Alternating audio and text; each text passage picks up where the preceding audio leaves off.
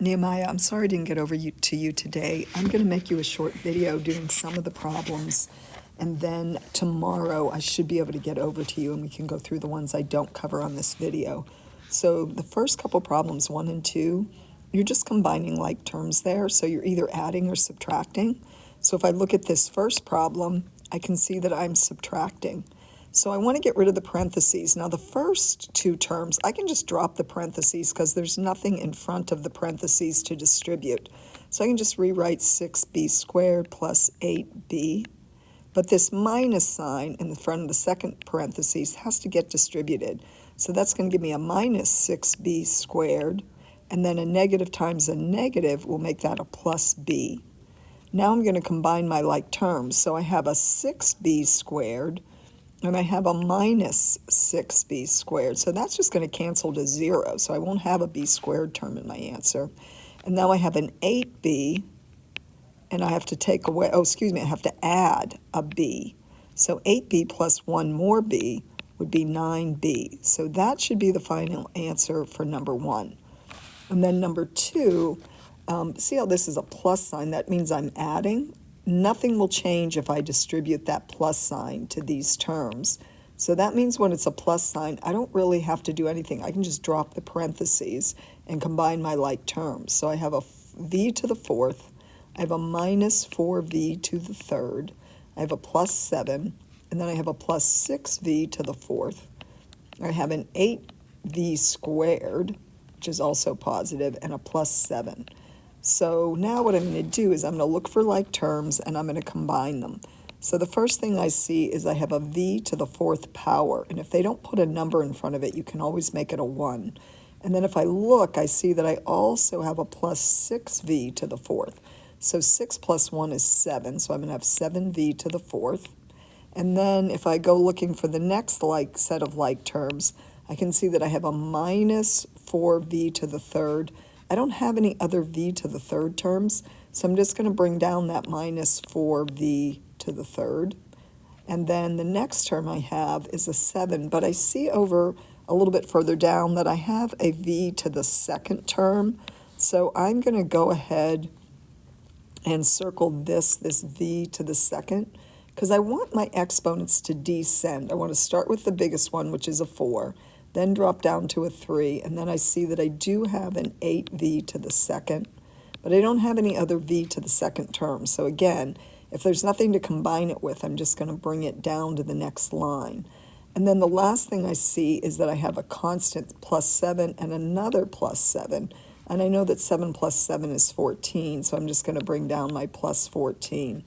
And now I have 4 different terms. I have a v to the 4th term, a v to the 3rd term, a v squared, and then a constant term without any v's. So I can't do anything more with this because I don't have any more like terms. So that's your final answer. So I hope that helps with those two.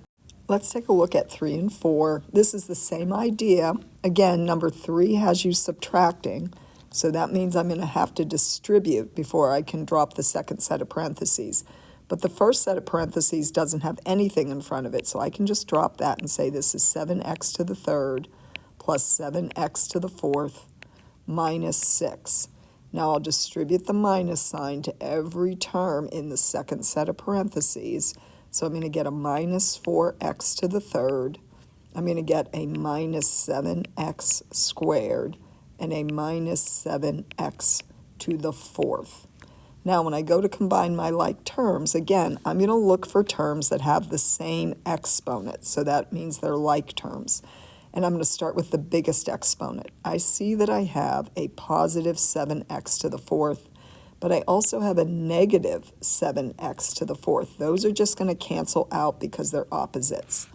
The next exponent I see is to the 3rd power, the next largest one. I see that I have a 7x to the 3rd. So I've got this term, and I have a minus 4x to the 3rd. So if I say 7x's to the 3rd, take away 4x's to the 3rd, that'll leave me with 3x's to the 3rd power. So I've taken care of that. The next smallest exponent I see is a 2. And there's only one term that has an x squared. So I'm just going to bring down, and it's a minus 7. So I'm going to have minus 7x squared. So that's this whole term.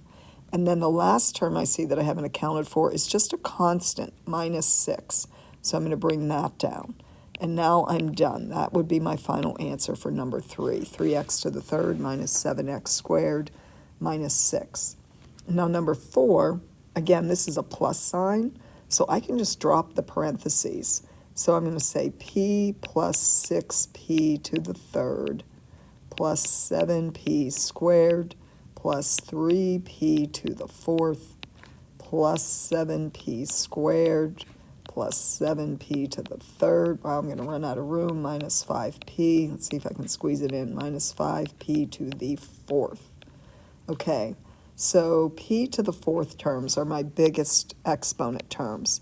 So I see that I have a positive 3p to the fourth, and I have a minus 5p to the fourth. So 3 take away 5 is negative 2. So I'm going to have a negative 2p to the fourth. So now I've accounted for those terms. And then the next lowest exponent, or next biggest exponent, is a p to the third.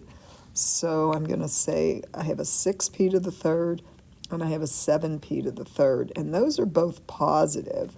So I'm just going to add those together. So 6 plus 7 is 13, so I have a 13p to the third. And then I'm going to go looking for my next exponent, which is a 2. And so what do I have with an exponent of 2? I have a 7p to the second, and I have another 7p to the second. And 7 plus 7 is 14, so I'm going to have a 14p to the second. And then I have just a p. I have 2 terms that have just a p. I have, let's see, I have, trying to pick a different color here. I have just a p, so that's 1p to the first. And then I have a minus, I have to be careful here, it's a minus 5p. So if I do 1 take away 5, that's negative 4p. And then now I've accounted for all my terms. So this should be my final answer. So I hope that helps with that. So let's do just these next 2, and then I'm going to end this video, and we'll talk tomorrow, okay? So number 5, they're asking you to square this. When you square something, you multiply it by itself. So I'm going to write out v minus 3 times v minus 3. And now I have to distribute. I'm going to start with the first term, the v, and I'm going to distribute it to both of the terms in the other set of parentheses. So v times v is v squared, and then v times negative 3 is negative 3v. Now I'm going to go back and distribute the negative 3. Negative 3 times v is negative 3v, and then I'm going to distribute the negative 3 times negative 3, and a negative times a negative is a positive, and 3 times 3 is 9. Now, what I've noticed is these 2 middle terms, they are alike. So I'm going to combine those. But I'm going to start by bringing my highest degree, that v to the second, down. And then I'm going to do negative 3 and take away 3 more, which is negative 6v. And then I'm going to bring down the plus 9. And I'm done. That's how that would work. For number 6, what I can do there again is, because I'm squaring it, I'm going to write it out long ways. So negative 4x plus 5y, and then I'm multiplying that by itself, so that gives me another negative 4x plus 5y. And now I'm going to distribute, so I'm going to do negative 4x times negative 4x, negative 4 times negative 4 is 16, x times x is x squared. And then I'm going to take that negative 4x and distribute it to the 5y. Negative 4 times 5 is negative 20. I have an x and a y, so my term will have an x and a y. Now I'm going to go back and do 5y times negative 4x. This is just like the one I just did. 5 times negative 4 is negative 20. And then I have a y and an x. I'm going to put xy there. It doesn't matter what order. Since I wrote the first one as xy, I'm going to write this second one as xy. And then the last, if I do 5y times 5y, 5 times 5 is 25. And y times y gives me y squared. I'm multiplying. Now I'm going to combine like terms. The 16x squared doesn't have any other like terms to combine with it, so I'm just going to bring the 16x squared down. Now these two middle terms are alike because they both have an xy, and negative 20 take away 20 more is negative 40, and then that'll have an xy after it. And then I'm going to bring down the last term, the plus 25y squared. So what I've done is I've combined those two middle terms because they're alike, but the first and the last terms you won't be able to combine. So that's how we would do 5 and 6. Nehemiah, I'm going to go ahead and do 7 and 8, and then I'll stop the video. So 7 is just like what we've been doing, only they already wrote it out for you. So you're going to distribute here. You're going to do 4y to the third times 4y to the third. 4 times 4 is 16. Now when you multiply, you add the exponents. So 3 plus 3 is 6. So I'm going to have a y to the 6. Then I'm going to do 4y to the third times negative 4 times x squared. So 4 times negative 4 is negative 16. I have a y to the third and an x squared. So I have to include both of those. Let me fix that, y to the third x squared. Now I'm going to go back and I'm going to distribute the 4x squared to each term. 4 times 4 is 16, and then x squared y to the third, that's going to give me, I'm going to write it as y to the third x squared, and again, just so it's easier to see that I have some like terms there. And then if I do 4x squared times negative 4x squared, that's going to give me negative 16x to the fourth. When you multiply, if you have the same base, like these are both x's, you add the exponents. If the bases are different, you can't do that. You just have to leave them separate. Now I'm going to combine any like terms I have. Well, the first term I have is a 16y to the 6th. I don't have any other y to the 6th term, so I'm going to bring that down. And then these two middle terms, though, they are alike, aren't they? I have a negative 16y to the third x squared and a positive 16y to the third x squared. So those actually will cancel out, so I can get rid of those. But this minus 16x to the fourth, I have to bring down. I cannot get rid of that. So this would be my final answer. So number 8 is going to be a little bit longer because we have a binomial, 2 terms, times a trinomial that has 3 terms. So let's take a look at this. Again, I'm going to distribute here. So I'm going to start by doing 7k times 6k to the third. 7 times 6 is 42. And I have a k to the first and a k squared. 2 plus 1 is 3. So that's going to give me a k to the third. Then if I do 7k times negative 8k, that's going to give me negative 56. And then I have a k to the first and a k to the first, so that's going to give me a k squared. Then I have 7k times negative 2, so that's going to be 2 times negative 7 is negative 14. And I only have the 1k. Now I'm going to go back and do the exact same thing, but I'm going to distribute the 1. Now the nice thing about multiplying by 1 is it doesn't change anything. So I'm literally just going to get my second trinomial. That's 6k to the second minus 8k minus 2. And now I'm going to look for like terms to combine.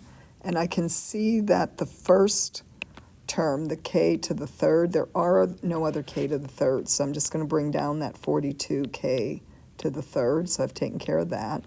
Now I have a negative 56k to the second. I also have a positive 6k to the second. So if you have a negative 56 and a positive 6, that's going to result in just a negative 50, and it'll be k to the second, or k squared. Then I see that I have a negative 14k to the first, or just 14k, but I also have a negative 8, just k. Those are both negative, so I'm going to add them together. 14 and 8 is 22, and then because they're both negative, it's going to be a negative 22k. So that's like negative 14, take away 8 more. And then the last term is just a minus 2 that I can bring down. And so this would be the final answer for number 8. I'm going to stop the video here, and we can talk tomorrow. I hope this helps. Have a good day.